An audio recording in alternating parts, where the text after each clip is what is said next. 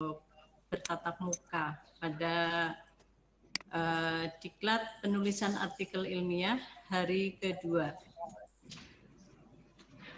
Kami sampaikan terima kasih dan apresiasi yang luar biasa untuk Bapak Ibu Kepala Sekolah, Bapak Ibu Guru, yang sudah bergabung dan terus semangat Bapak Ibu untuk mengembangkan kualitas diri kita, kompetensi kita untuk membangun pendidikan di Kabupaten Banyumas dan di Indonesia.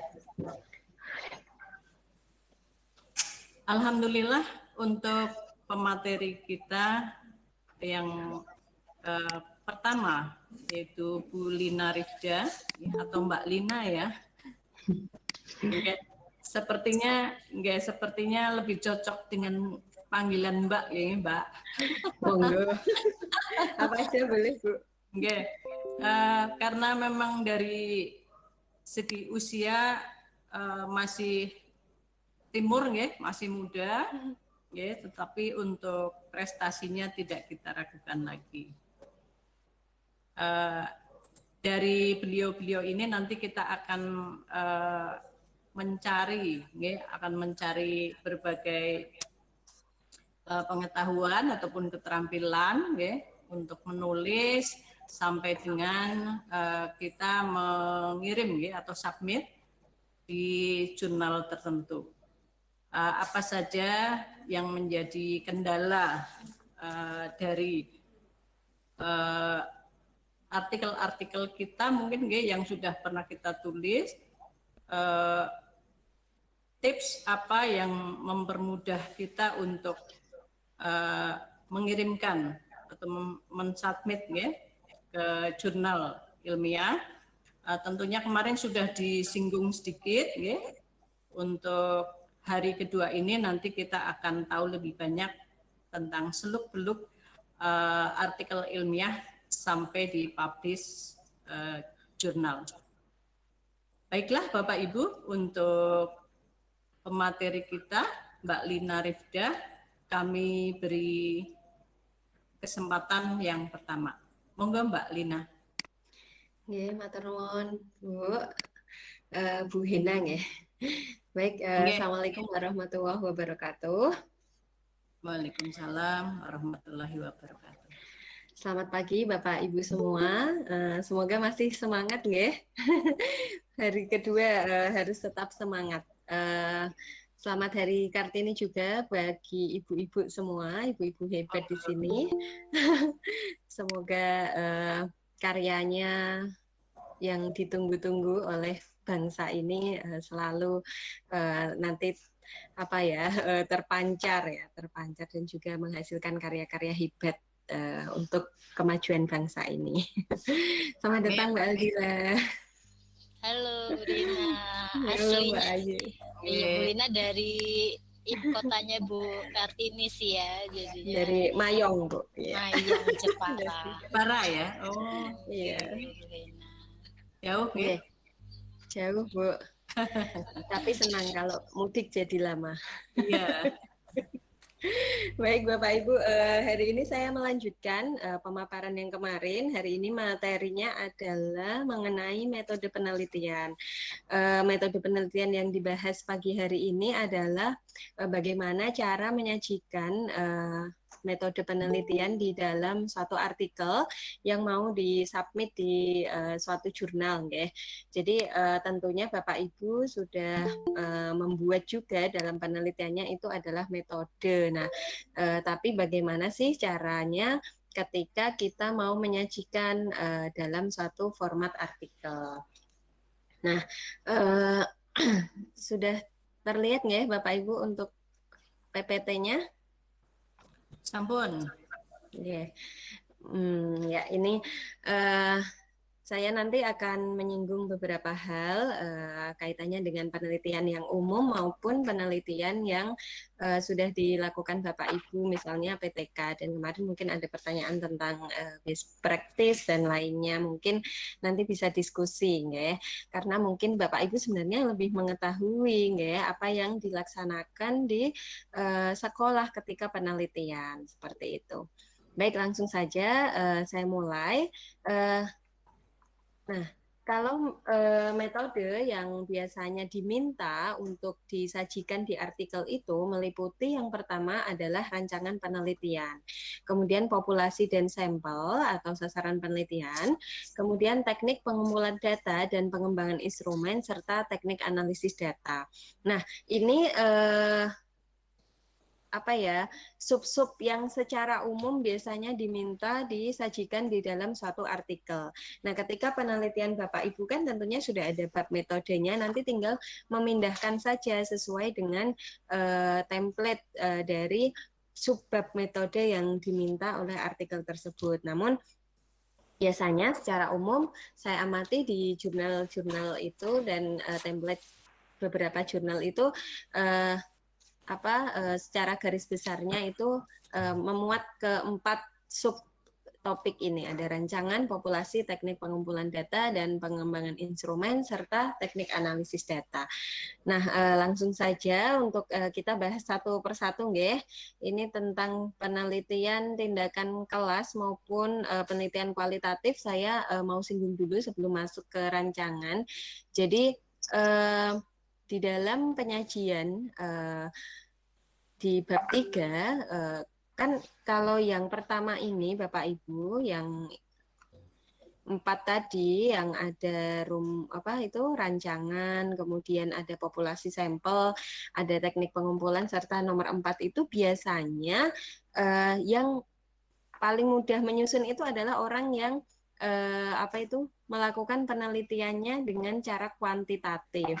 Nah, dengan cara kuantitatif biasanya nomor 1 sampai 4 ini memang tergambar secara jelas. Tetapi bagaimana jika penelitian itu merupakan penelitian tindakan atau kualitatif, yang mana terkadang di dalam kualitatif itu kita sulit untuk mencari atau menganalisis validitas dari instrumen kita, kemudian cara untuk menganalisis data kita itu terkadang kita mengalami kesulitan, sehingga terkadang masih mungkin diragukan apakah penelitian ini datanya atau hasilnya valid, instrumennya valid, seperti itu kalau di dalam kualitatif atau tindakan.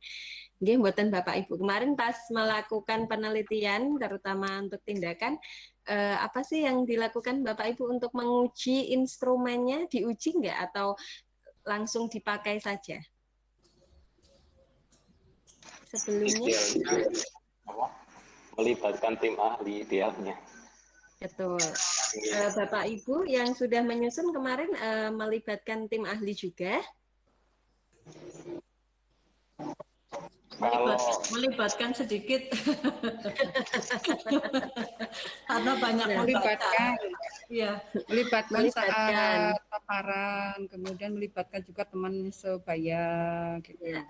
Ya, banyak. Memang bagus, berarti penelitian Bapak Ibu sudah bisa dipertanggungjawabkan instrumen maupun datanya, karena intinya Bapak Ibu kan sudah melakukan proses validasi, proses validasi yang mana ketika penelitian kuantitatif itu validitasnya diukur menggunakan rumus-rumus korelasi, kemudian uji multikolinearitas, uji heteroskodistisitas seperti itu. Tapi kalau untuk kualitatif maupun tindakan memang diperlukan tim ahli ataupun panduan yang bisa digunakan sebagai kisi-kisi Bapak Ibu untuk mencocokkan apakah instrumen yang dibuat itu sudah sesuai dengan kisi-kisi atau belum. Itu misalnya tidak melibatkan tim ahli.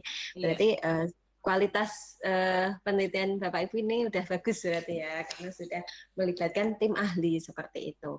Nah, di dalam penyajian metode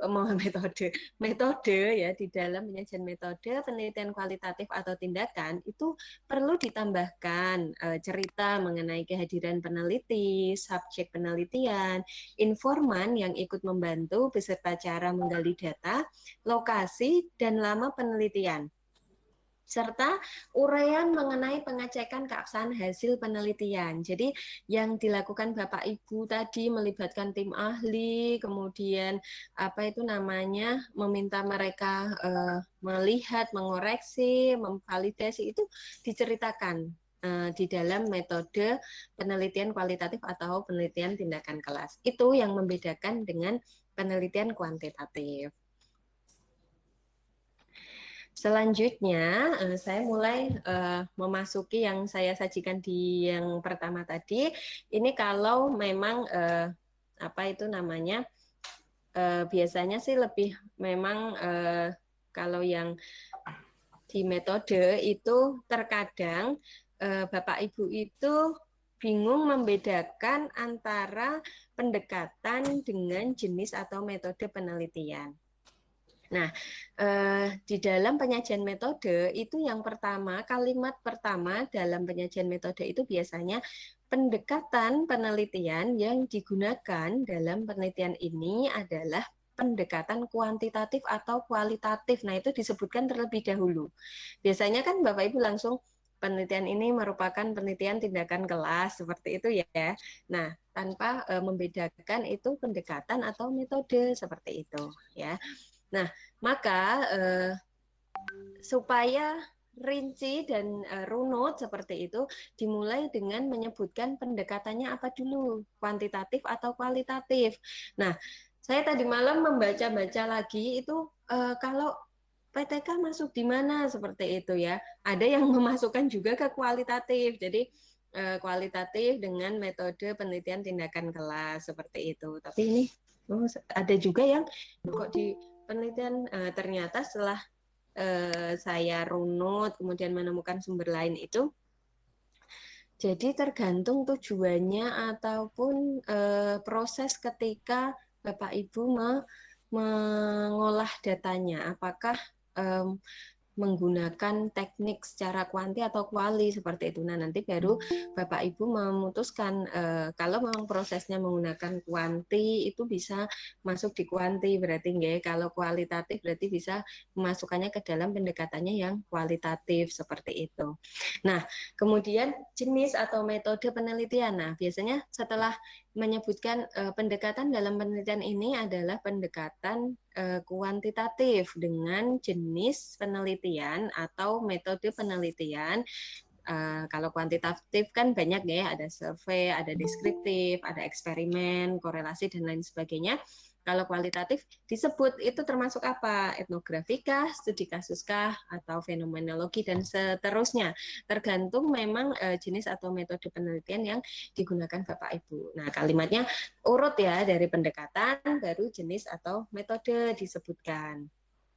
Kemudian, nah, setelah kalimat yang menyatakan pendekatan maupun jenis, biasanya langsung populasi dan sampel seperti itu. Nah, dan ini biasanya untuk metode itu satu paragraf itu biasanya sudah cukup asal sudah merangkul semua aktivitas tadi yang dilakukan ketika penelitian. Jadi di dalam jurnal itu biasanya itu ada ketentuan tidak diperbolehkan ada bullet and numbering seperti itu. Nah, maka dari itu tidak usah merinci, tidak apa-apa, tidak usah merinci. Misalnya metode penelitian A, pendekatan, terus isinya cuma satu kalimat seperti itu. Terus B, jenis atau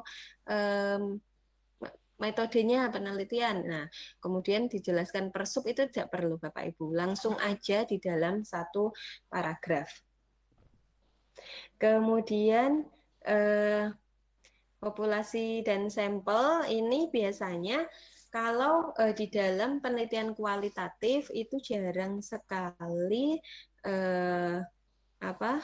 jarang menggunakan istilah sampel ya, dan jarang menggunakan istilah populasi maksud saya. Kenapa jarang? Biasanya di dalam penelitian kualitatif atau tindakan itu langsung menyebutnya menjadi subjek penelitian seperti itu. Jadi mungkin Bapak Ibu jarang menemukan ya istilah populasi di dalam satu penelitian kualitatif ataupun PTK, karena memang biasanya langsung menyebut dengan subjek. Nah, biasanya setelah 2 kalimat yang saya paparkan tadi langsung masuk ke populasi. Nah, populasi dalam penelitian ini misalnya kuantitatif ya adalah siswa SMK mana gitu.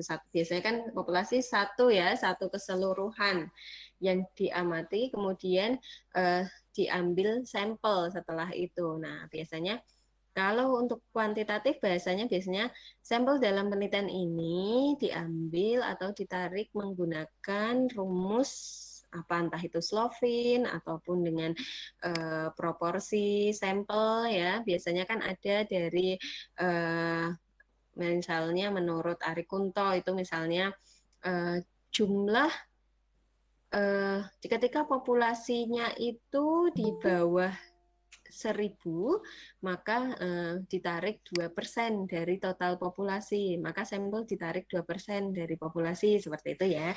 Kalau misalnya menggunakan rumus Slovin ini berapapun bisa karena ada rumusnya.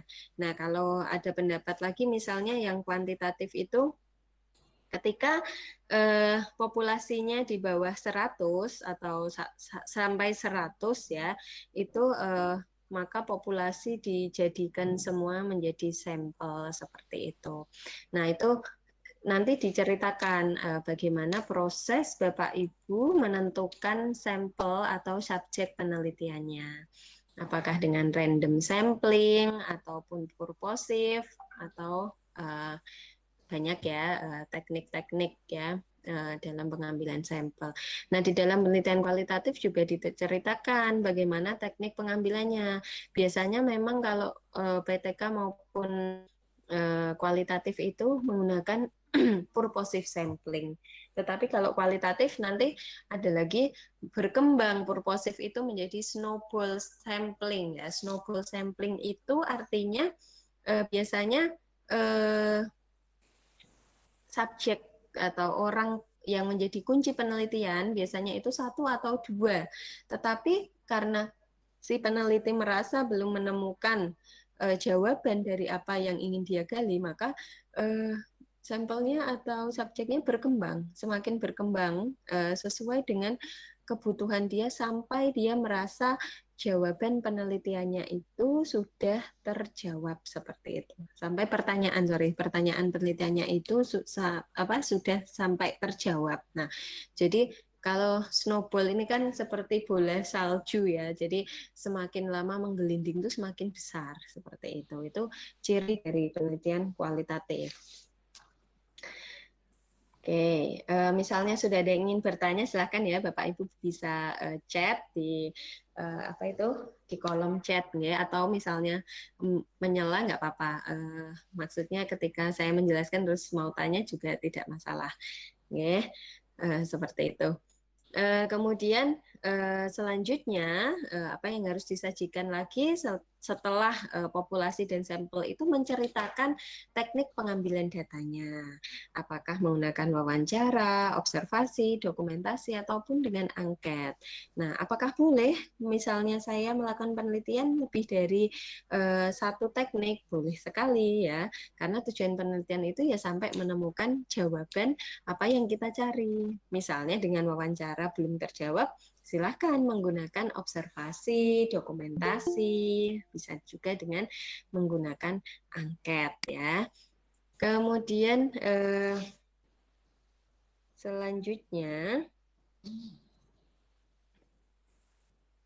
nah tadi saya sudah menyinggung sedikit mengenai instrumen ya Bapak Ibu. Nah, instrumen ini adalah alat ya, alat yang digunakan untuk memperoleh data penelitian. Nah, ini juga diceritakan di dalam metode ya, bagaimana cara Bapak Ibu mengembangkan instrumennya. Apakah prosesnya itu, tapi ringkas saja nggih, enggak usah yang diceritakan panjang lebar, misalnya memang ada 5 poin misalnya, ya sudah langsung di koma-koma aja, enggak usah terlalu dibuat sub penjelasannya. Misalnya seperti ini, Bapak Ibu menulisnya satu, mendefinisikan variabel, diceritakan dulu, tidak perlu ya, langsung aja. Langkah pengembangan instrumen dalam penelitian ini meliputi langsung titik 2, mendefinisikan variabel, koma, menjabarkan variabel, menyusun butir-butir, kemudian melakukan uji coba, menganalisis kesasihan dan keterandalan, misalnya seperti itu. Jadi tidak perlu Bapak Ibu apa itu namanya menjelaskan ya, menjelaskan panjang dan lebar, nanti terlalu banyak seperti itu. Nah, saya akan menjelaskan ini satu persatu. Mungkin bagi Bapak Ibu yang sudah kemarin melakukan seperti ini, itu berarti sudah bagus ya. Tetapi mungkin kalau belum, bisa nanti memperbaiki di penelitian selanjutnya, sehingga nanti ketika menceritakan di dalam satu artikel nanti akan lebih rinci seperti itu. Nah, tentunya yang pertama itu mendefinisikan variabel. Jadi ketika kita ingin membuat suatu instrumen ya, membuat suatu instrumen itu kita harus mengetahui variabel apa sih yang menjadi titik ataupun menjadi poin yang ingin kita teliti. Nah, kalau di dalam penelitian kuantitatif itu jadi kita harus membuat tabel dulu yang menyatakan definisi operasional, kemudian indikatornya apa, seperti itu, untuk membreakdown dari sesuatu yang general atau pengertian-pengertian yang general menjadi sesuatu yang lebih rinci. Sehingga nanti ketika kita ingin membuat suatu angket misalnya, itu sudah berdasarkan variabel-variabel yang telah kita rinci seperti itu. Nah, mungkin saya bisa tunjukkan ya. Nah, ini sekalian mungkin memberi gambaran juga kepada Bapak Ibu bahwa selain PTK itu banyak ya penelitian yang bisa dilakukan oleh Bapak Ibu seperti itu.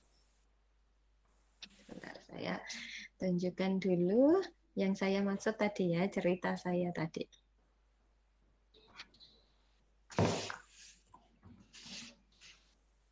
Nah, ini saya ambilkan contoh dari skripsi mahasiswa saya.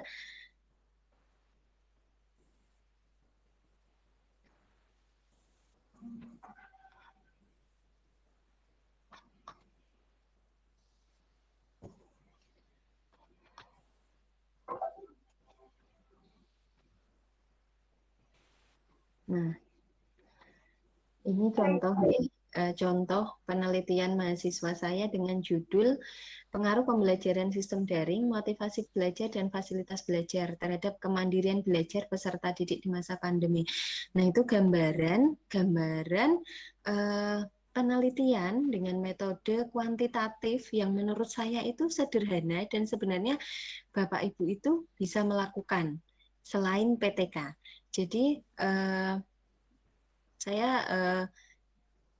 belum sempat membaca juga yang kemarin lampiran 4 dan 5 itu yang dikirim Bu Aldila ke saya.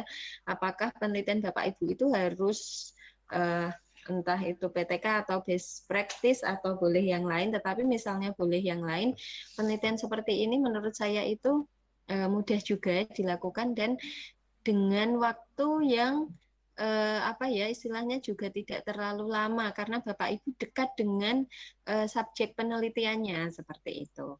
Sehingga kalau penelitian yang seperti ini, yang saya maksud untuk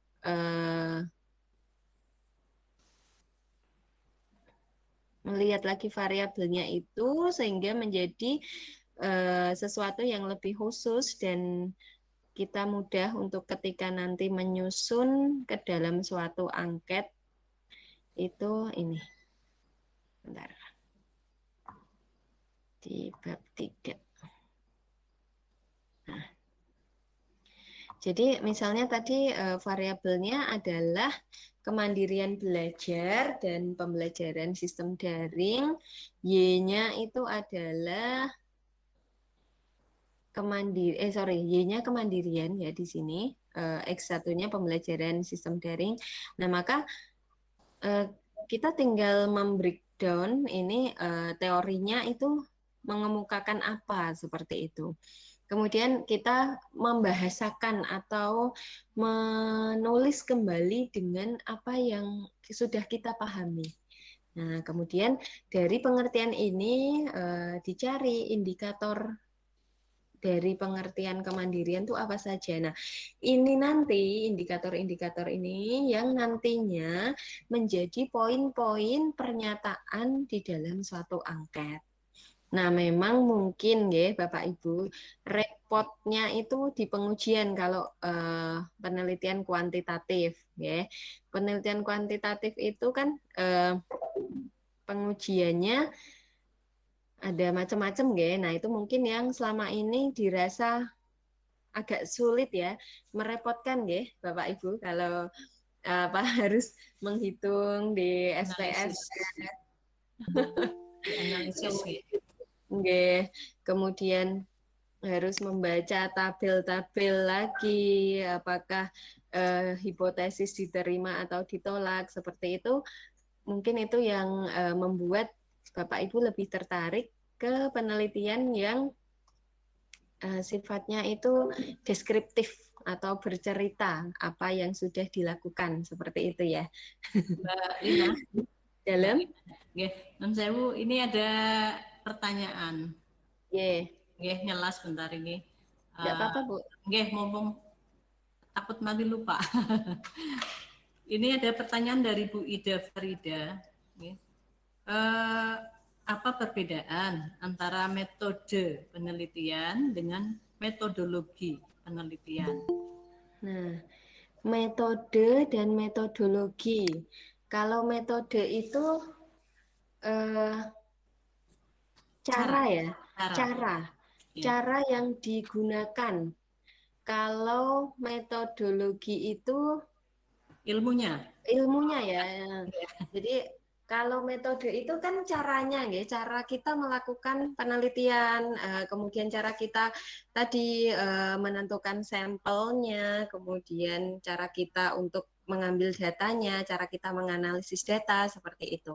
Kalau untuk yang metodologi itu mungkin bisa dikoreksi Bapak Ibu yang dari bahasa Indonesia, metodologi itu ilmunya nggih, kayak konsep-konsep teori-teorinya seperti itu. Okay. Mungkin Bapak Ibu yang bahasa Indonesia bisa membantu. Tapi sepemahaman saya seperti itu.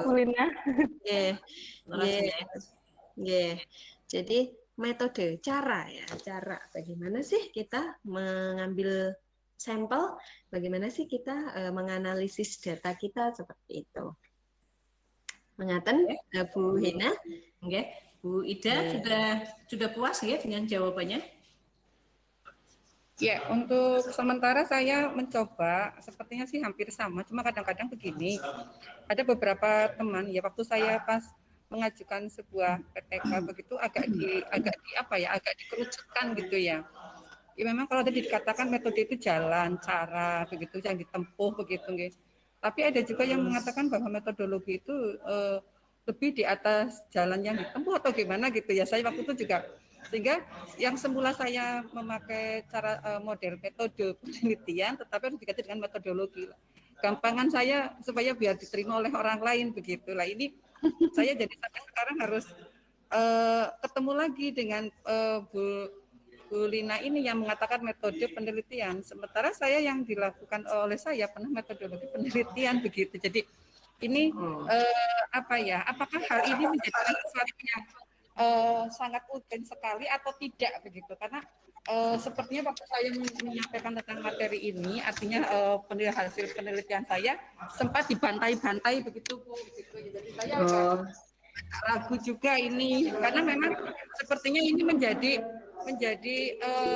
apa ya, menjadi suka-sukanya yang menjadi apa ya istilahnya selera orang sendiri. Ya, selera. Ini sempat dibantai juga. Terima kasih Bu, begitu Bu. Oke. Baik, kalau menurut saya metodologi itu malah justru lebih umum dari metode, nggih. Jadi dalam kalau menurut saya juga kayak di kita waktu kuliah kan metodologi penelitian itu kan mengajarkan semua aspek dalam penelitian. Nah, di dalam metodologi itu diajarkan metode. Salah satunya metode. Seperti itu.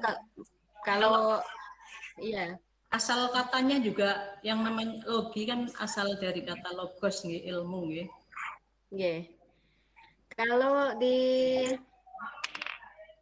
apa itu Bu, kami juga mengatakannya kalau untuk caranya nggih metode Bu.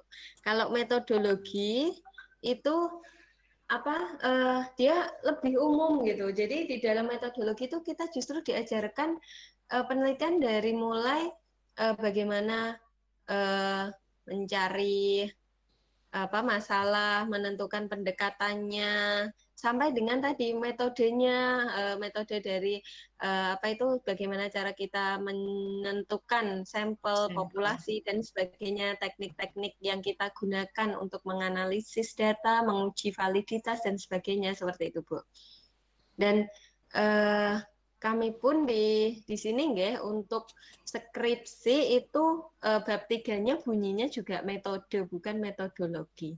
Karena menjelaskan tadi cara-caranya seperti itu. Ngaten Bu. Nggih. Nggih. Nuwun sewu saya ambil charger sebentar nggih. Nggih. Terus pundi Bu Isa sudah ada gambaran? Ya, enggak apa-apa. Ya, ini hanya mungkin kalau kita akan mengadakan penelitian kan memang kita harus tahu betul gitu. Tidak asal harus mantap. Harus memahami betul karena ini sering sekali yang saya dapatkan bukan hanya di diri saya tetapi saat teman-teman yang lain, saat diskusi yang lain. Biasanya mereka akan mengatakan hanya tulisan saja yang seperti itu metode dan metodologi itu bisa sampai sekian menit, sekian jam itu dibahas hanya untuk seperti itu. Mohon maaf ini barangkali karena orangnya pinter-pinter mungkin begitu nggih, matur nuwun. Membahas metode dan metodologi padahal yang urgent nih, masalah yang urgent justru tidak dibahas nggih.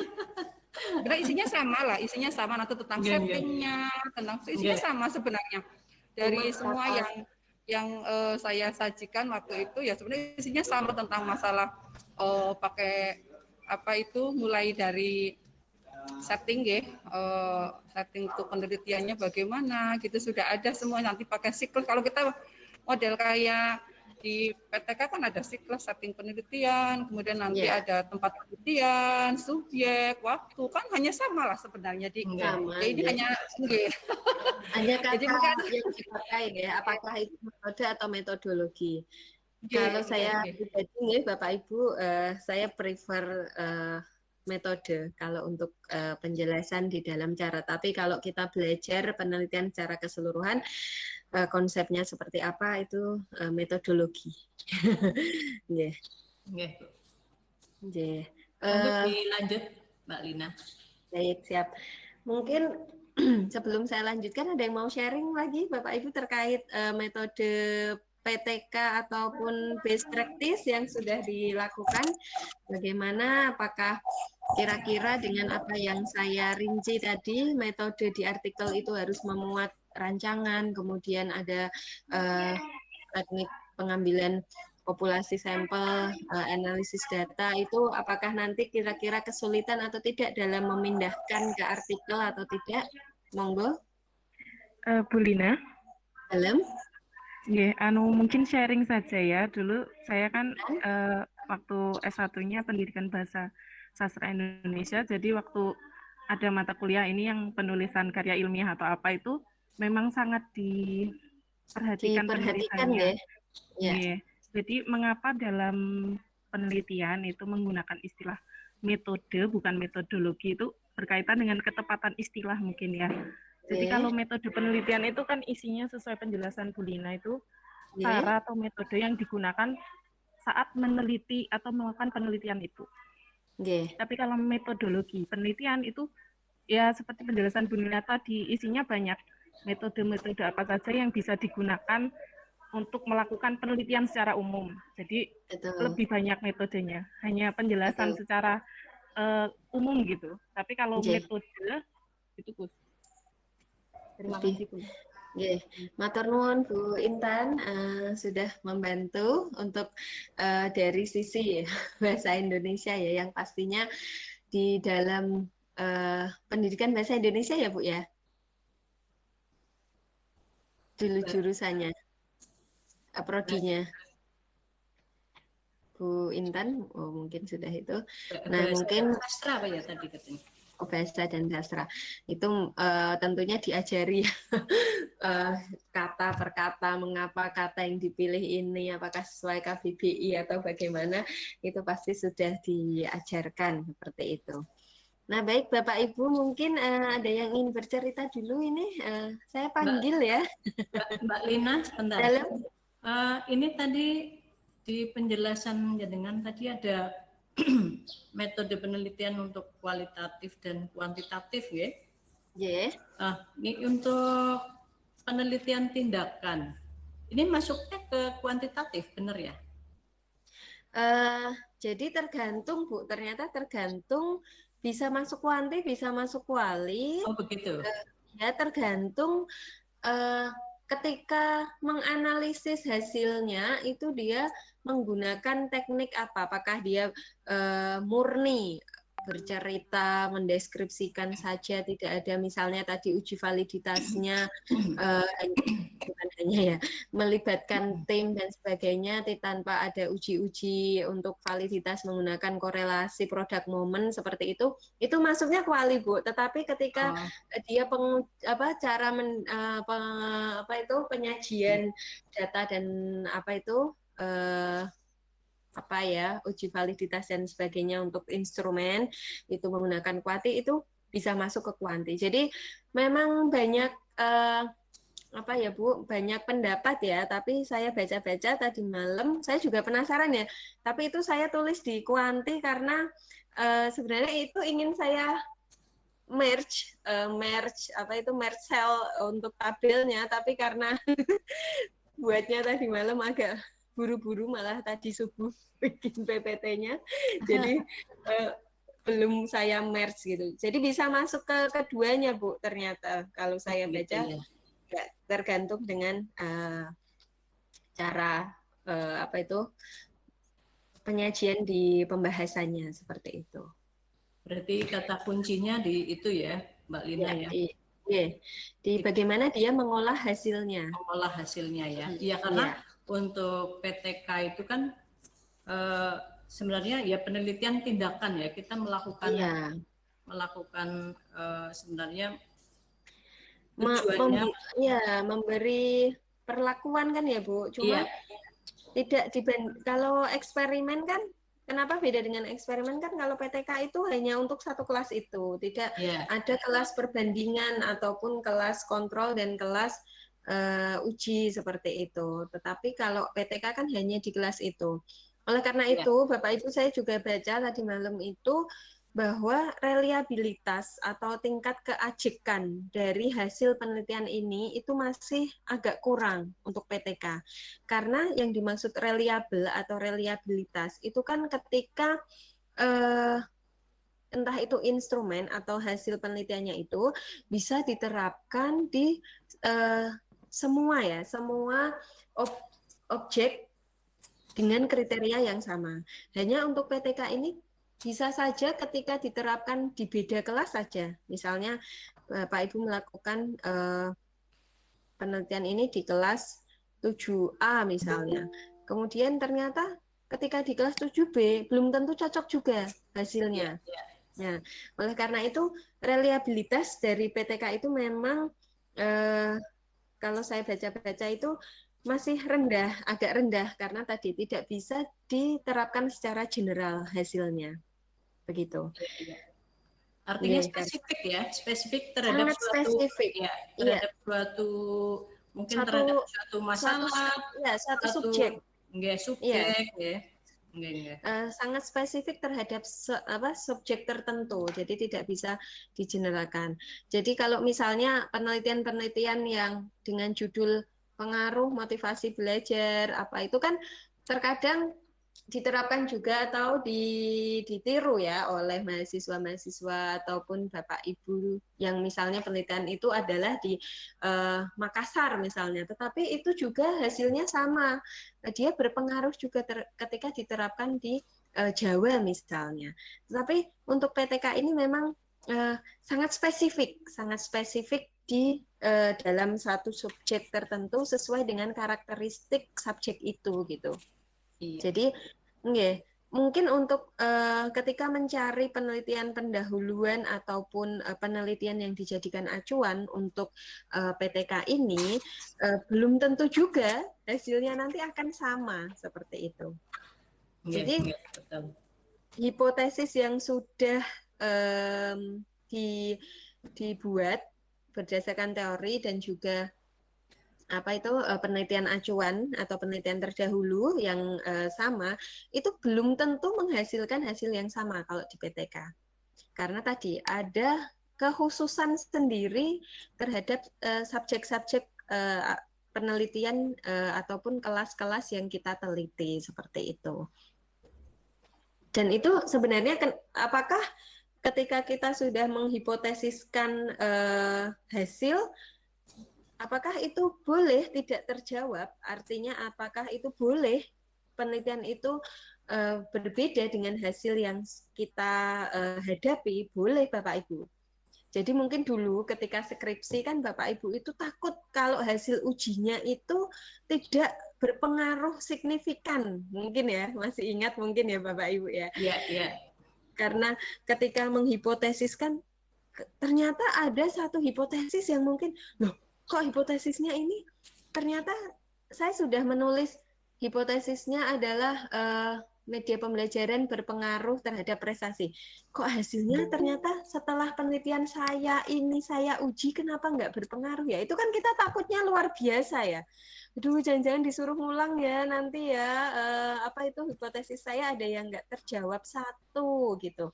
Nah, sebenarnya itu tidak se-strict itu Bapak Ibu, tidak apa-apa. Karena apa? Karena tentunya manusia sebagai objek penelitian kita itu walaupun tadi ya kalau dilihat sekilas itu karakteristiknya sama, usianya yang diteliti sama, cara mengajarnya mungkin juga sama, tetapi ada hal-hal di luar itu yang juga mempengaruhi hasil penelitian kita. Entah itu faktor internal dari dalam diri orang yang kita teliti ataupun lingkungan mungkin yang misalnya di sana sama-sama kelas 7 tapi di sana berisik. Tapi di kelas kita nggak berisik gitu. Jadi itu hal-hal yang di luar penelitian. Dan itu tidak apa-apa. Nanti bisa dijelaskan alasan mengapa hipotesis kita itu tidak terjawab. Seperti itu. Jadi ketika Bapak Ibu melakukan penelitian, hipotesisnya tidak terjawab, itu bukan akhir dunia. Itu bisa dijelaskan argumen kenapa bisa tidak terjawab berdasarkan amatan dan juga teori-teori yang ada. Seperti itu. Jadi apapun hasilnya ya Mbak Lina ya. Tetap disajikan apa adanya. Karena ya tinggal pintar-pintarnya kita membuat argumen betul. Yang sesuai ya tentunya dengan fakta yang ada di lapangan. Betul. Dan itu justru kelemahan di dalam penelitian kita bisa menjadi topik bagi penelitian selanjutnya. Jadi apa yang kita temukan ya itu kan menjadi sesuatu yang unik loh. Harusnya ini diterima dong hasil hipotesis yang sudah dirumuskan. Kenapa ini enggak kayak gitu. Nah, itu bisa malah menjadi topik untuk Iya, tantangan untuk kita meneliti lebih lanjut, ada apa sebenarnya di kelas ini? Kenapa saya sudah siklus satu saya sudah laksanakan dengan semaksimal mungkin dengan instrumen yang sudah diuji validitasnya, kemudian dengan metode yang sesuai yang sudah saya rinci di RPP dan kegiatan saya, kenapa masih tidak terjawab apa yang sudah saya hipotesiskan? Justru itu menarik untuk diteliti lebih lanjut. Jadinya penelitian Bapak Ibu banyak. Iya, iya. Mbak Lina, Yeah.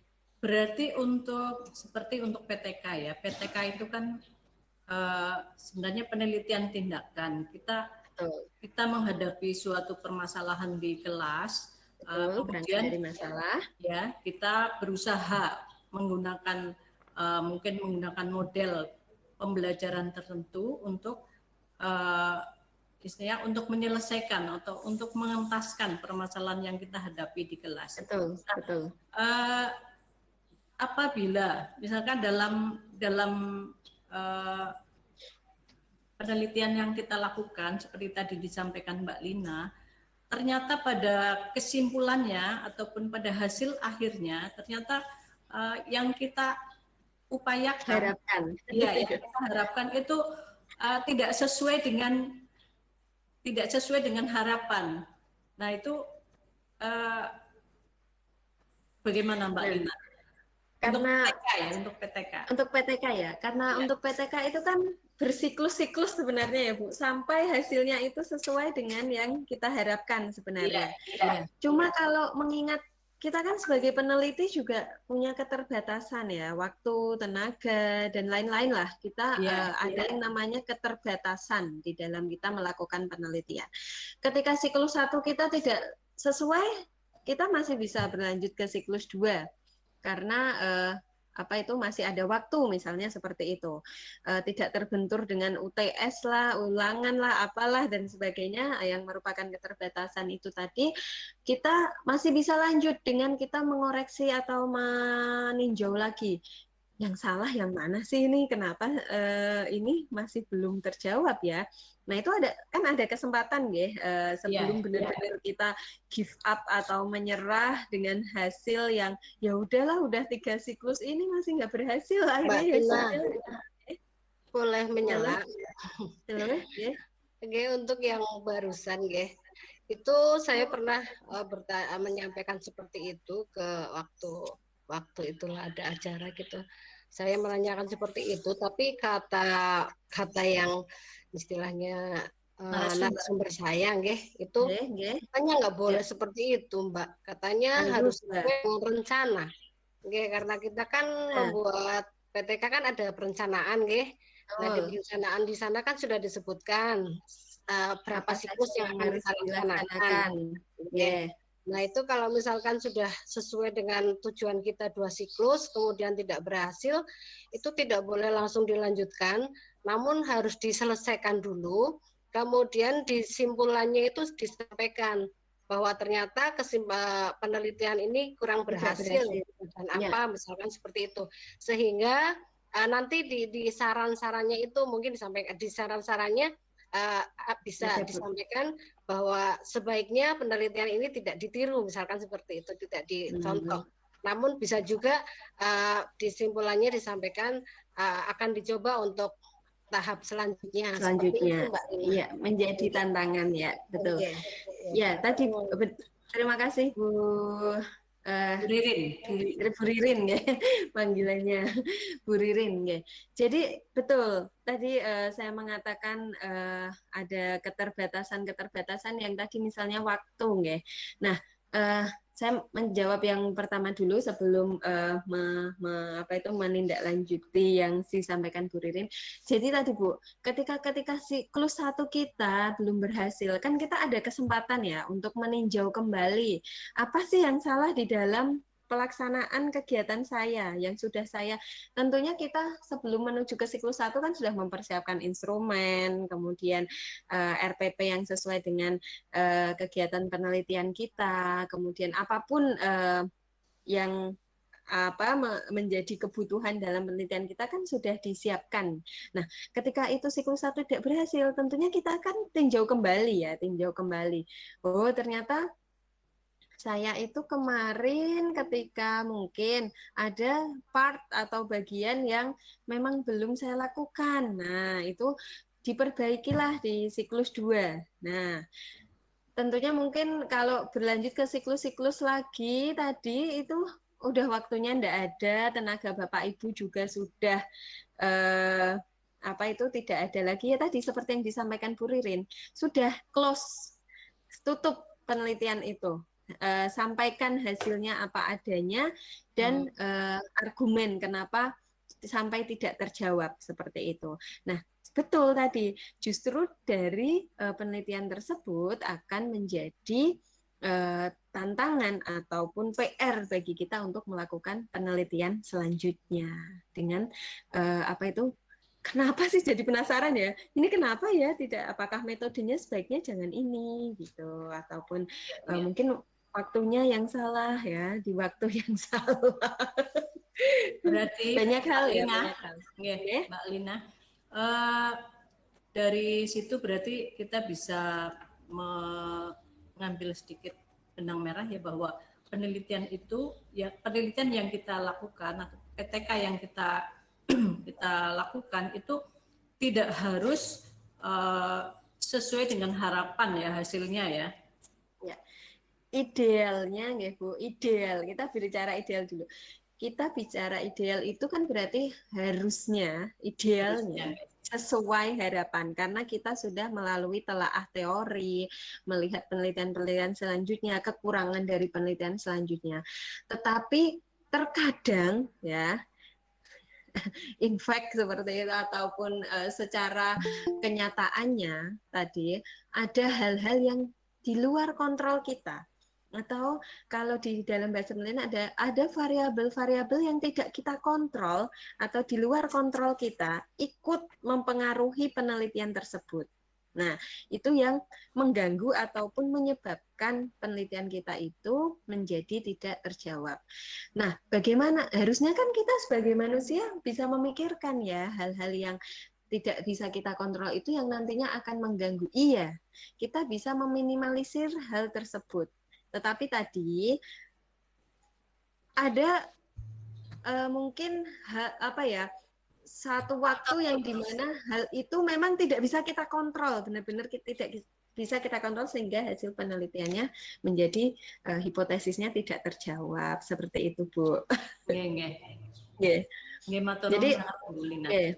betul. Saya sedikit bercerita dulu ketika saya kuliah metodologi.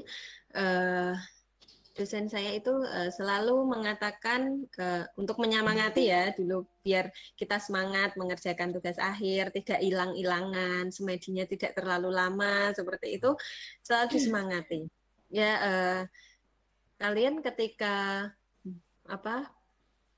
hipotesis dan sebagainya tadi seperti yang saya sampaikan tidak terjawab dan itu tidak apa-apa. Kalian tidak usah lalu itu akhir dunia kalian seperti itu. Itu hal yang ada dan terjadi dan itu di luar kontrol kita. Sajikan saja apa adanya dan yang penting argumennya itu dapat diterima oleh penguji ataupun pembaca yang membaca penelitian kalian. Jadi hal itu ada dan terjadi. Saya juga kemarin membimbing Bu, ada yang hipotesisnya itu sampai tidak terjawab, udah nangis-nangis dan udah Mbak nggak usah nangis, ini nggak apa-apa. Seperti ini memang terkadang terjadi seperti itu.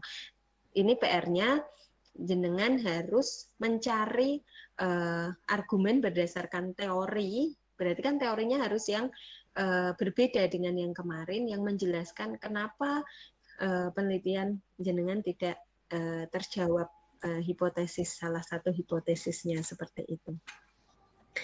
Gitu Bu.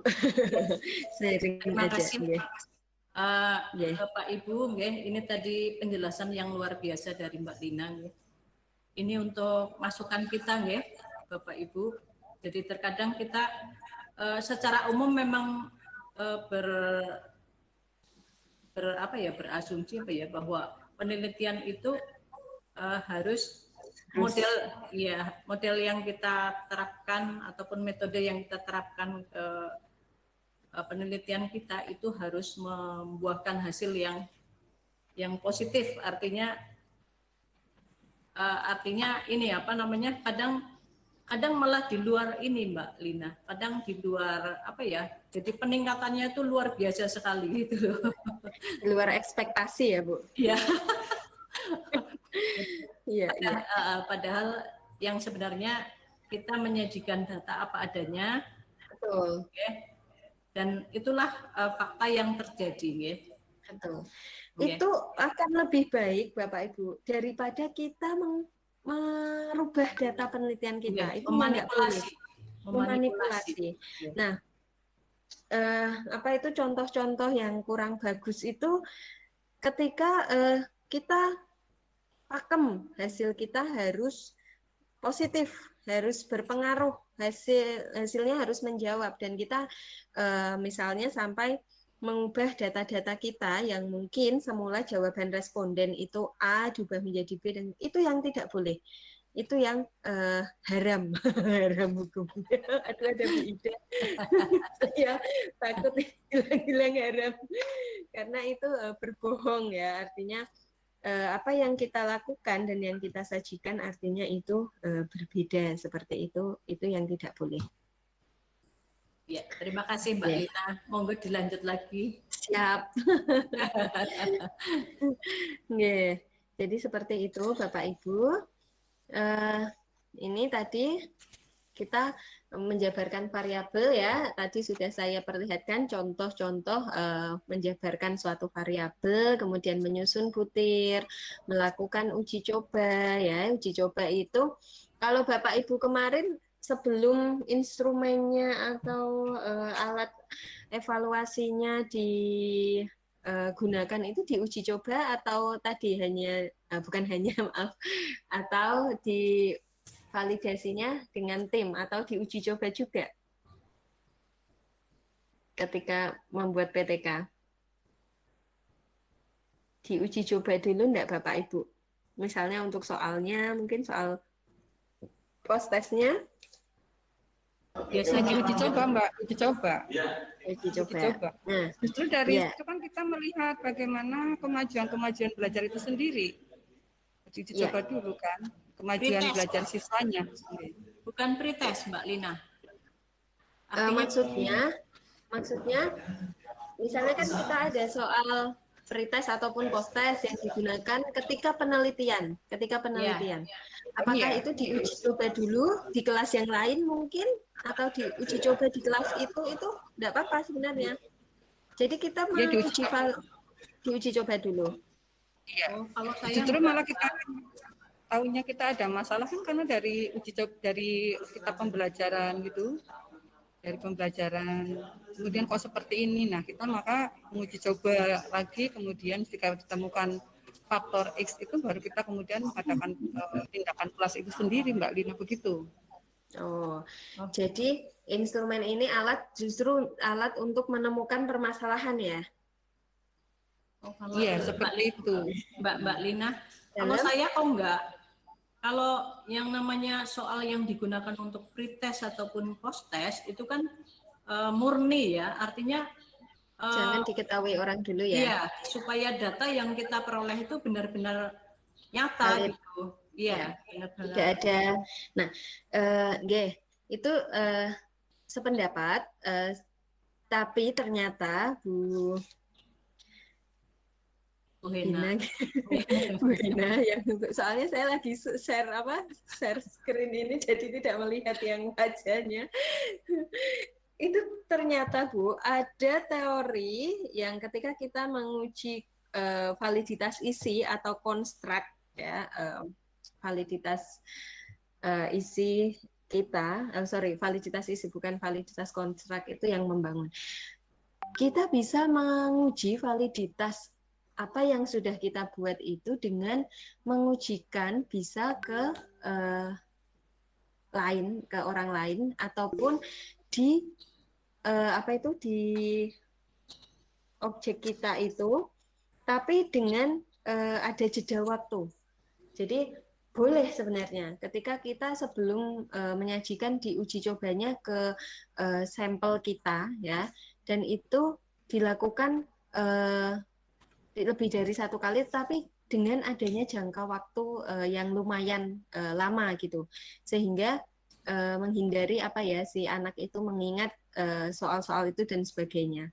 Itu ada di dalam teori saya, ada PPT ketika saya mengajar evaluasi pembelajaran itu ada, boleh seperti itu. Tetapi terkadang kita worry ya, atau khawatir jangan-jangan nanti anak ini tuh inget ya soalnya seperti apa gitu. Jadi itu pilihan sih, mau kita mengujinya seperti apa. Kalau memang kita masih khawatir dengan cara yang saya ceritakan tadi, dengan apa itu namanya, bayangan bahwa oh si anak ini kalau saya ujinya di sini di kelas ini walaupun jangka waktu tertentu, yang pinter ingat dong ini soal pernah sudah ditanyakan seperti itu. Nah itu tidak masalah, itu pilihan. Banyak cara. Saya hanya ingin menyampaikan bahwa banyak cara untuk menguji suatu instrumen seperti itu.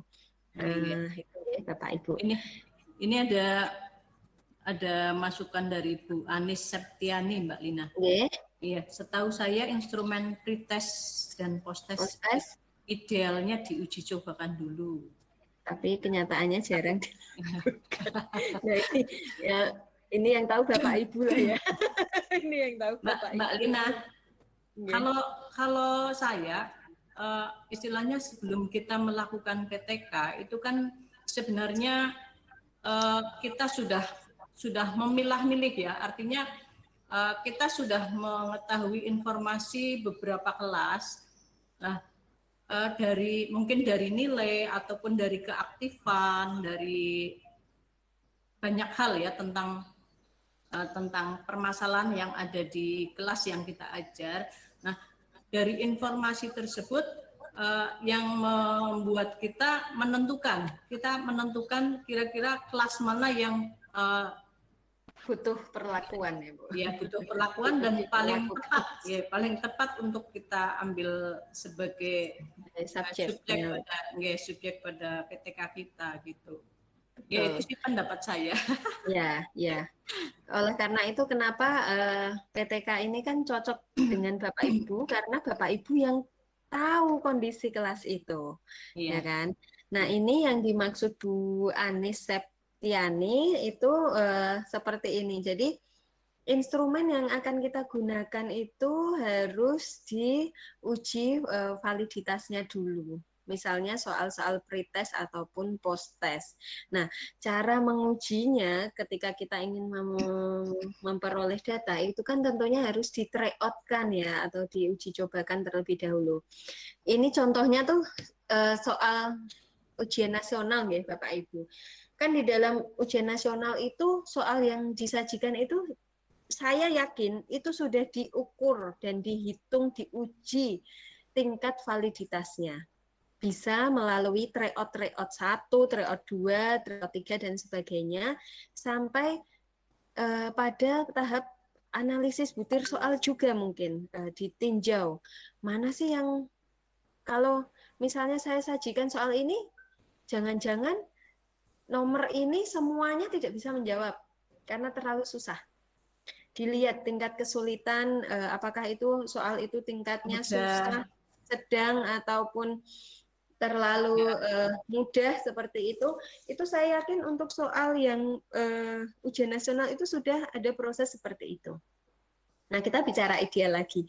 Idealnya semua instrumen termasuk mungkin soal UTS yang saya buat itu seharusnya, sebaiknya itu sebelum saya ujikan ke mahasiswa hari ini misalnya, itu sudah saya uji.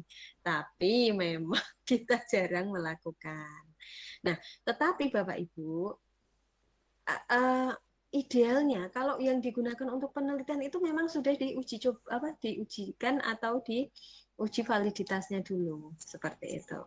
Sehingga itu salah satu cara menjamin data yang kita peroleh itu juga valid. Nah, saya tidak terlalu menyinggung reliabel untuk di PTK karena tadi sudah saya ceritakan kenapa kalau PTK ini memang reliabilitasnya agak rendah. tidak setinggi penelitian yang lain seperti itu.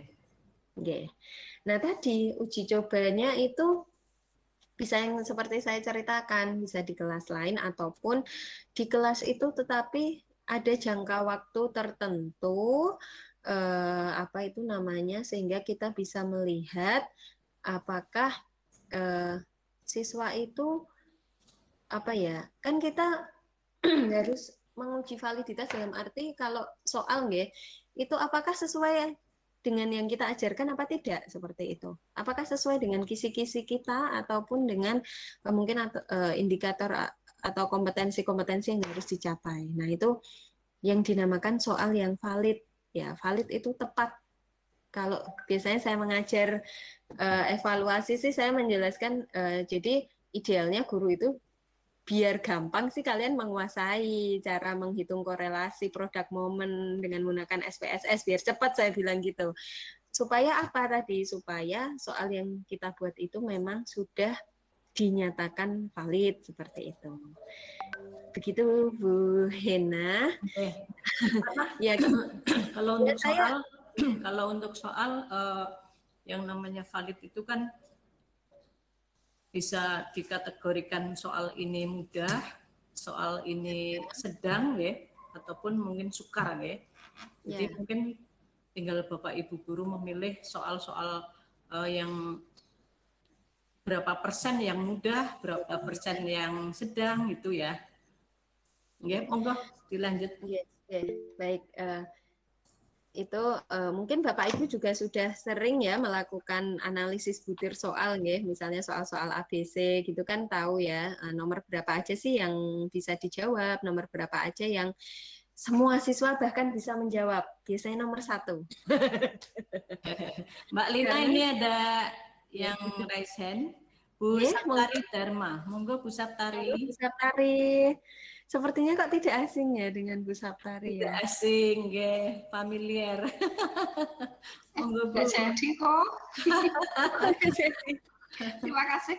Ini tadi saya nanggapi tadi yang Bu Hena kaitannya dengan validitas kalau larinya ke tingkat kesukaran itu menurut saya beda Bu alat ukurnya. Ya, kalau yang satu kan untuk itu analisis butir soal untuk tingkat kesukaran itu bisa berarti soalnya kalau validitas reliabilitas itu ke soalnya yang masuk ke bank soal, ya. Soalnya kalau di sekolah kita itu yang masuk ke bank soal itu diuji dengan tadi reliabilitas atau validitas. Tapi kalau yang tingkat kesukaran itu beda lagi, jadi saya maaf. Oh yang ini, enggak Bu. Ya terima kasih. Jadi beda yang disampaikan Bu Hena dengan tadi yang disampaikan Mbak Lina. Itu beda, artinya Mbak Lina sudah betul yang maaf ini maaf Bu Lina, maaf itu tadi terkait dengan validitas betul alat soal sebelum diujikan itu harus diuji dulu baru yang masuk ke bank soal, itulah bank soal itu dari soal-soal yang sudah diujikan.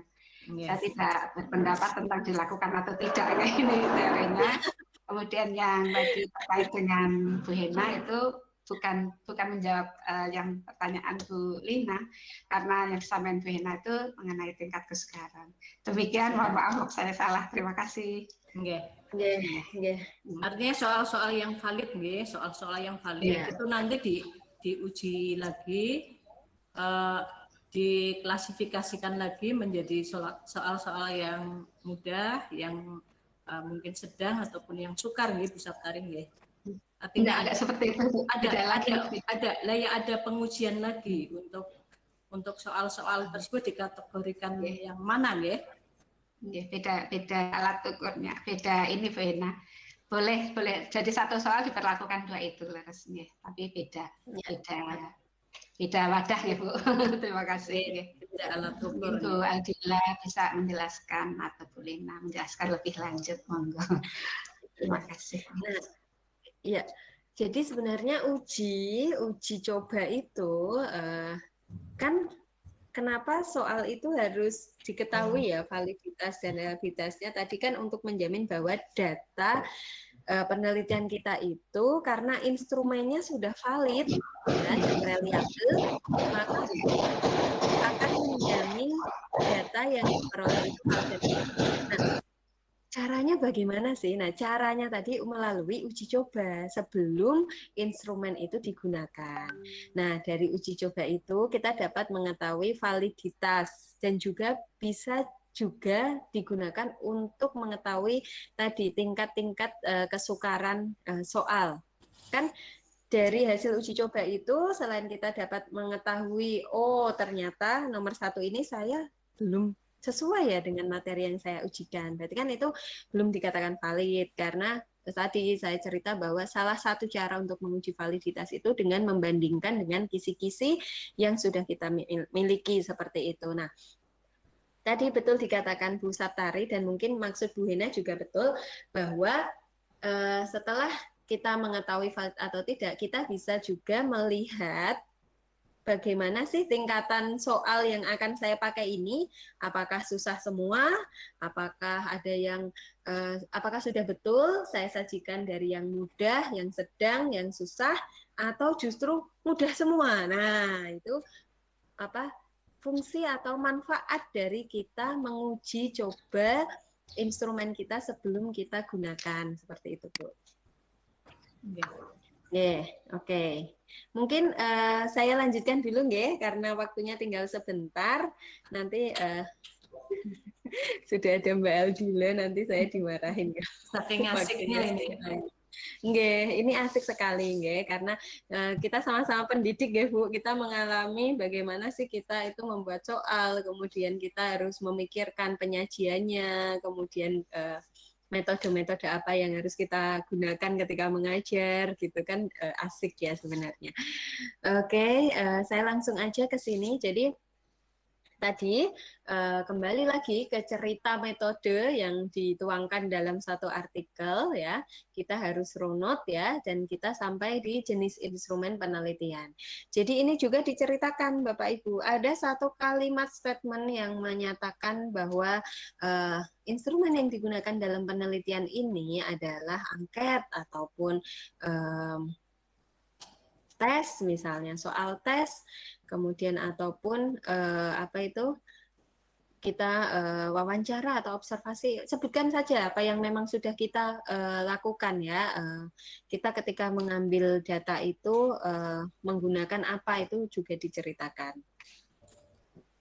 Jadi harus ada kalimat-kalimat yang mewakili ya, kalimat-kalimat yang mewakili.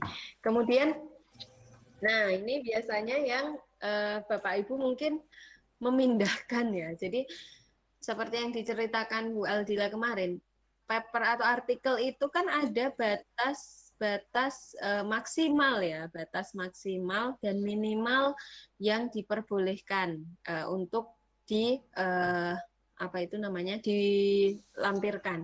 Jadi kalau di jurnal kami itu minimal 10 lembar, maksimalnya 25 lembar kayaknya kalau nggak salah. Nah, maka Bapak Ibu tidak perlu ketika menulis atau ingin menceritakan tentang teknik analisis data ini memindahkan semua rumus ke dalam artikel yang ingin disubmit ke jurnal. Ya, kalau bahasa saya tuh ngebak-ngebai, ngebak-ngebai ya. Jadi tidak usah diceritakan saja bahwa teknik analisis data dalam penelitian ini menggunakan regresi. Kalau mau ditulis rumus regresinya saja tidak apa-apa. Tetapi tidak perlu menulis uji validitasnya menggunakan rumus korelasi produk momen, ada uji asumsi klasik, multicol, ada heteroskodastisitas dan sebagainya, dan itu dituangkan semua rumusnya di dalam artikelnya, itu tidak perlu. Ya, diceritakan generalnya saja. Saya pakai regresi, uji T, uji F, atau apapun tergantung penelitiannya. Diceritakan saja di situ. Rumusnya tidak usah. Nah, ini kalau Bapak Ibu mungkin saya perkenalkan dengan yang namanya triangulasi data. Nah, ini adalah salah satu validitas dalam penelitian kualitatif atau cara menguji validitas data dengan cara membandingkan 3 sumber yang berbeda ya. Jadi selain mungkin PTK ya yang terkadang reliabilitasnya tadi saya katakan rendah, tapi kalau untuk kualitatif ini biasanya yang ditanyakan adalah validitasnya. Valid nggak sih deskripsi yang saya ceritakan di dalam penelitian saya? Nah, itu yang biasanya menjadi pertanyaan. Nah, mungkin Bapak Ibu yang memiliki penelitian kualitatif itu bisa menguji validitas dengan menggunakan cara triangulasi data. Artinya kita memanfaatkan 3 sumber yang berbeda tetapi dengan tujuan yang sama, atau misalnya itu adalah pertanyaan penelitian, maka kita menanyakan ataupun mengobservasi, bisa meninjau ketiga hal itu, dan ketika memberikan jawaban yang sama, maka itu sudah dianggap valid. Itu dalam penelitian kualitatif. Jadi, misalnya saya wawancara, jawabannya seperti ini.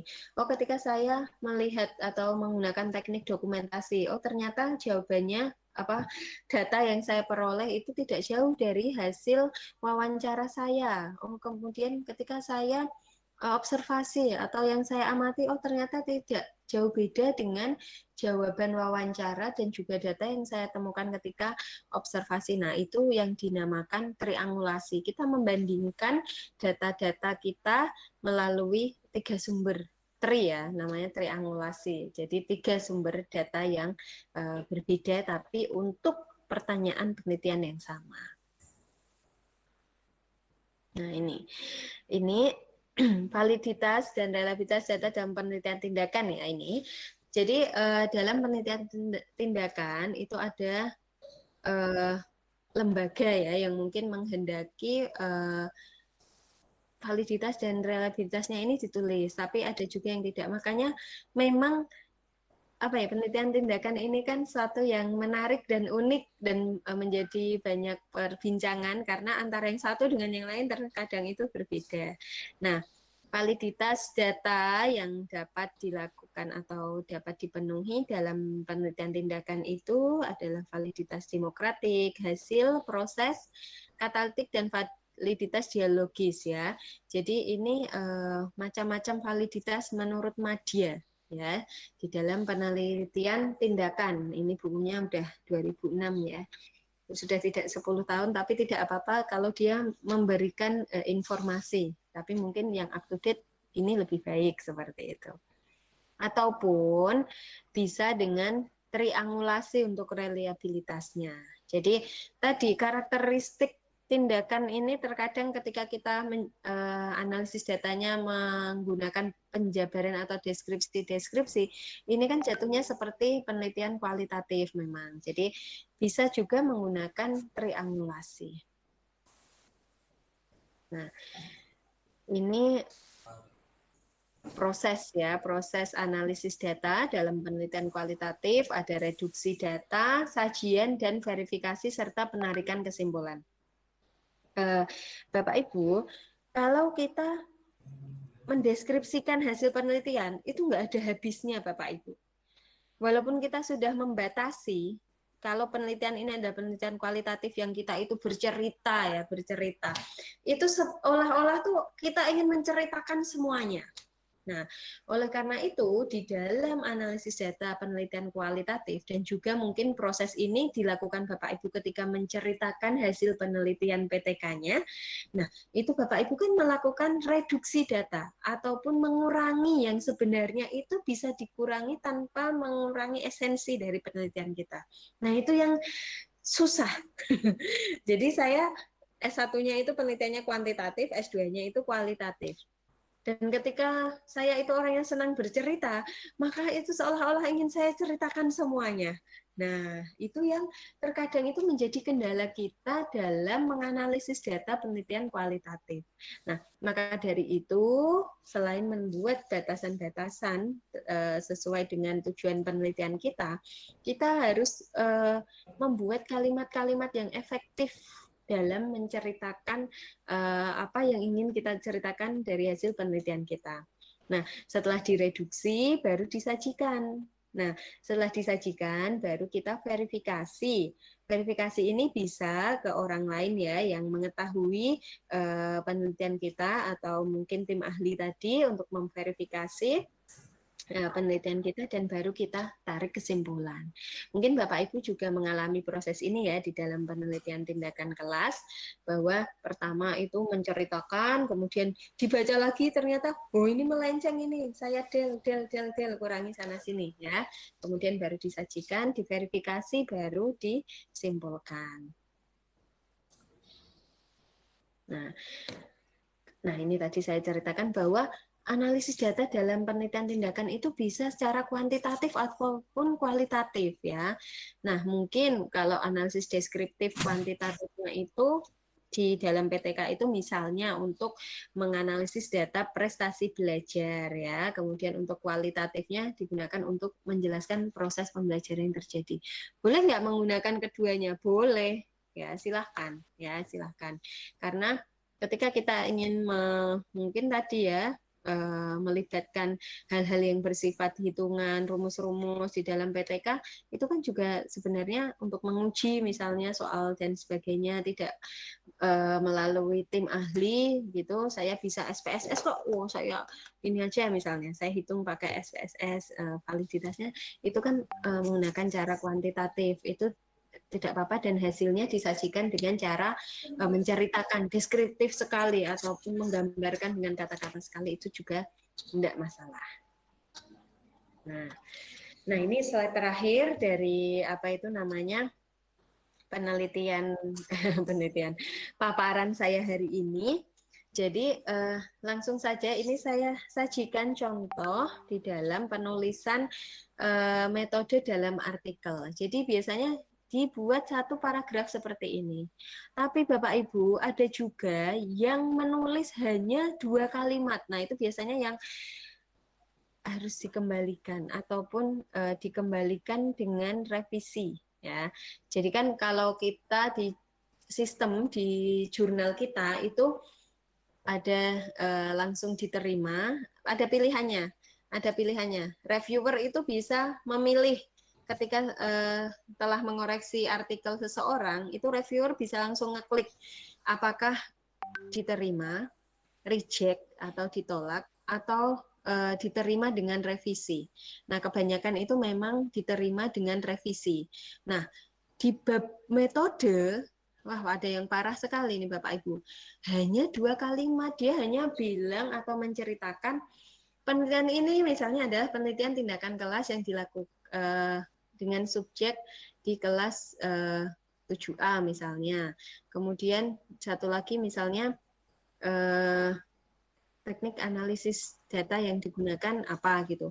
Udah 2 kalimat itu ya, itu tentunya entah itu di-reject ataupun diterima dengan revisi besar seperti itu. Nah, agar mengurangi beban Bapak Ibu ya.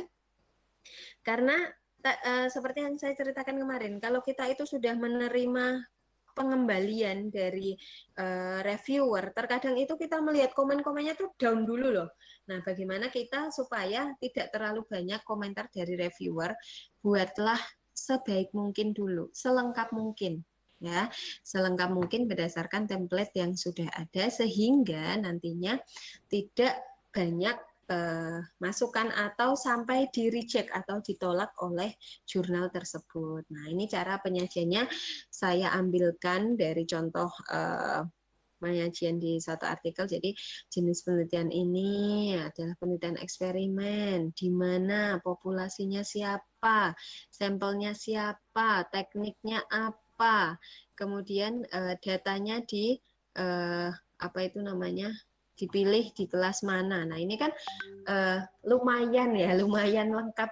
Ini ada poin yang sebenarnya belum masuk ke sini, tapi ini lumayan lengkap ya, lumayan lengkap disajikan seperti ini. Begitu Bapak Ibu, saya sepertinya waktunya sampai jam 10 nggih. Monggo kalau masih ada yang ingin bertanya, Bu Hina mungkin kalau nggih, Mbak Lina, ini ada pertanyaan dari Pak Karsowolo. Mohon dibahas juga PTS untuk kepala sekolah, perbedaan dan persamaannya dengan PTK. Tadi sudah dijelaskan, kalau belum berhasil bisa dilanjut ke siklus berikutnya.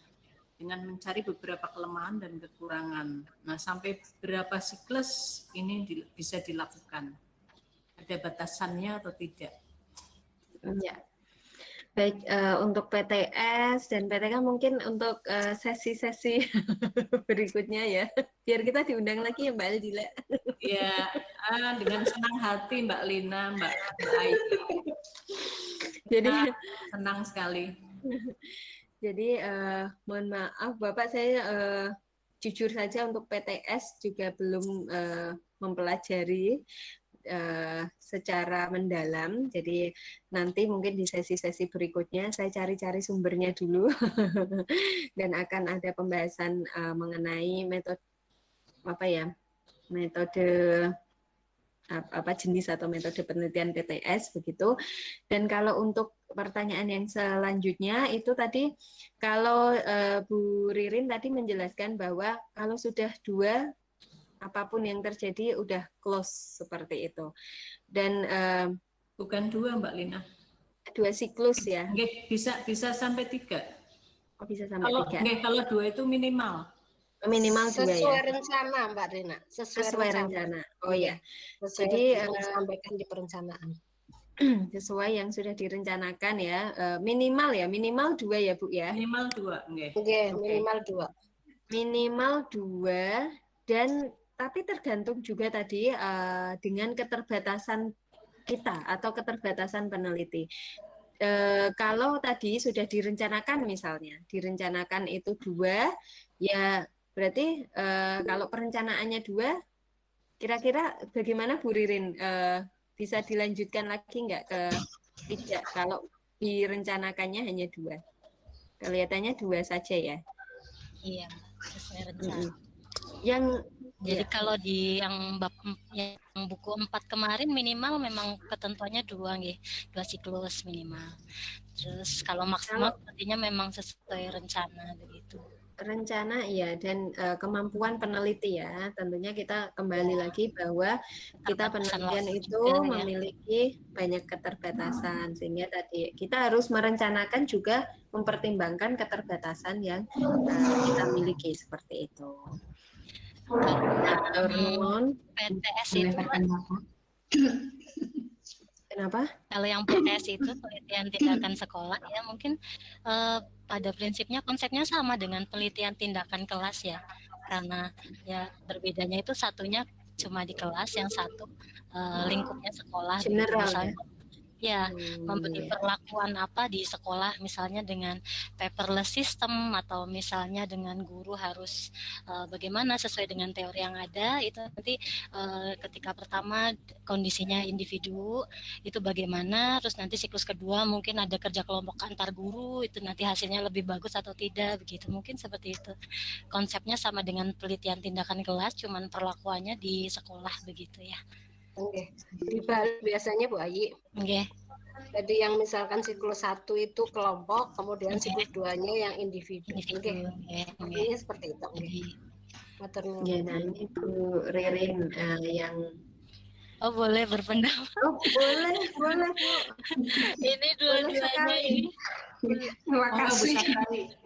Terima kasih. Mohon maaf saya senang gini. Dan saya maaf tadi yang pertama tentang pertanyaannya Pak Karso tentang PTK apakah 2 siklus. Itu biasanya di saat kita menetapkan indikator keberhasilan, itu yang kita pegang itu. Ini kalau saya berpendapat dari indikator keberhasilannya, misal yang kita tetapkan 85% sudah mencapai KKM, misalnya seperti itu. Kalau sudah 2 siklus belum 85, misalnya baru 80, ya saya lakukan lagi. Nah, seperti itu. Itu pendapat saya seperti itu, betul atau tidak. Jadi targetnya itu tadi dikatakan perencanaan ya. Kalau saya memakainya dengan indikator keberhasilan, indikator yang kita tetapkan di muka. Jadi kalau sudah berhasil berhenti, tapi kalau belum maka kita lanjut lagi. Ini menurut pendapat saya. Kemudian tadi pendapat Ibu Adela juga menurut saya tadi benar PTS hampir sama dengan PTK, bisa juga dengan siklas ya. Siklas saya sudah buat cuma di perencanaannya kurang matang, nggak jadi-jadi di penelitiannya. Belum paham yang instrumen penelitian yang tadi Bu Lina itu, tentang instrumen penelitian itu sebenarnya sangat penting. Ini yang kita tahu apa yang kita ukur, lah itu kadang sudah melakukan ragu-ragu lagi, balik lagi ini. Betul Bu Lina, tadi saya mengalami nulisnya apa bolak-balik gitu, tapi wujudnya belum wujud-wujud. Penting udah pengalaman dan ternyata menulis itu tidak mudah. Kesimpulannya seperti itu, sehingga ketika ini ada artikel ilmiah yang menyajikan mudah-mudah, jadi saya sangat salut karena memang menulis itu tidak mudah, apalagi menulis ilmiah. Terima kasih ilmunya, dan mudah-mudahan tadi yang kami sampaikan hanya pendapat saja, pengalaman saja. Kalau ada kekeliruan ya mohon maaf. Terima kasih. Terima kasih Bu Saptari. Mbak Lina gimana? Ini sepertinya waktu sudah. Ya. Okay. Sudah ke Bu Aldila. Oh begitu. Okay. Iya Bu, ini nanti kan saya sama Mbak Aldila mau janjian juga. Biar. Okay. Ini saya kolaborasi ya. Kolaborasi. Kami kolaborasi tiap hari bahkan sampai tengah malam. Bangun tidur pun WA-nya itu lagi. Karena memang untuk penelitian, pengabdian, kegiatan itu yang satu tim terus. Iya, iya. Memang bahagia sekali kalau Bapak Ibu sudah punya tim yang klop, itu insya Allah saling membangun. Ya. Anu Bu, sebutannya tim anti sambat kita. Tim siap ya. Mandiri ya. Tim anti sambat. Nggih, matur nuwun. Nggih, terima kasih. Saya sering sambat. Saya sering sambat. Kalau sambat cepet capek, Bu. Bu Saptari sering disambati itu malah. Nggih, terima kasih Mbak Lina Rifda atas penyampaian materinya yang luar biasa pada sesi 1 ya. Semoga banyak manfaat dan banyak ilmu yang kita peroleh dari penyampaian materi tadi, ya Bapak Ibu, untuk mensupport kita, ya, memberikan semangat kita untuk terus menulis, ya, apapun hasilnya, yang penting kita sudah berusaha, ya, nanti akan kita sharing dengan narasumber, ya. Bapak Ibu, untuk pemateri yang kedua adalah Mbak Aldila.